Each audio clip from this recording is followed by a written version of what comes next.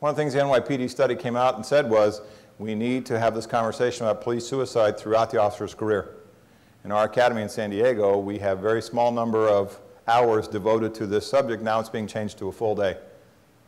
And Jolie Brunton, who's here today from Focus Psychological Services for San Diego, is going to have a whole day talking about this issue with brand new recruits.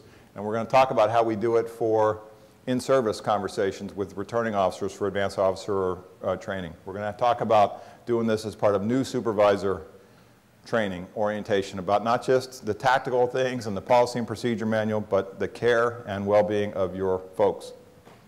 We'll talk about coaching skills. A non-disciplinary, voluntary conversation between the employee and the supervisor about help, not punishment.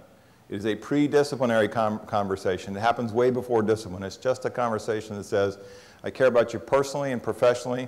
What's happening to you in terms of your job is secondary. What I care more about is you in terms of your life.